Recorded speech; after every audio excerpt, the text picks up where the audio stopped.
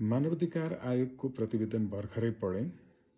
संसारको यसरी गम्भीर मानवाधिकार उल्लङ्घनको सम्बन्धमा गठन भएका आयोगहरूले गरेको सजायको सिफारिसमा सबैभन्दा कम सिफारिस गरिएको विश्वकै यो पहिलो हो।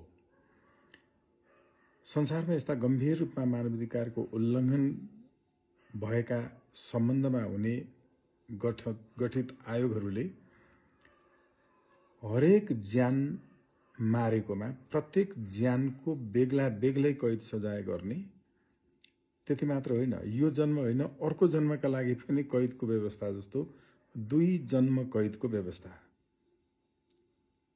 यस्तो पनि गर्ने गरेको छ। जस्तो तपाईले हेर्नुभयो भने विश्वमा यस्तो अभ्यास युजेन डी ककलाई पनि गरिएको छ। उनले रङ्गभेद विरुद्धको आन्दोलनलाई दबाएर मान्छेहरू कयौं मारेर जसरी आततायी सिर्जना गरे, उनलाई 212 वर्ष कैदको सजाय, त्यति मात्र होइन, थप 2 जन्म कैदको पनि सजायको सिफारिस गरिएको थियो। हरेक मान्छे मरेकोमा बेग्ला बेग्लै कैद सजाय हुन्छ। यो होलसेलमा एकैचोटि यसरी 6 महिना बढीमा सजाय गर्ने भन्ने हुँदैन।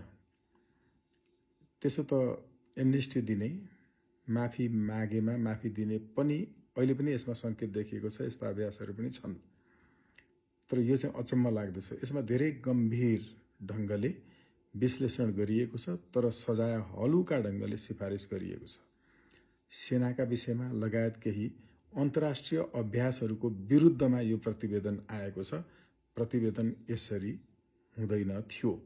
हुन्थ्यो के म विस्तृतमा पछि प्रस्तुत गर्छु। तर अहिले चाहिँ 2 जन्म कैद व्यवस्था गर्नुपर्नेहरूलाई बढीमा 6 महिना भनेर सिफारिस गरिएको छ। यो अत्यन्त हास्यास्पद छ। अरू पाटाहरूमा म पछि विस्तृतमा उपस्थित हुनेछु।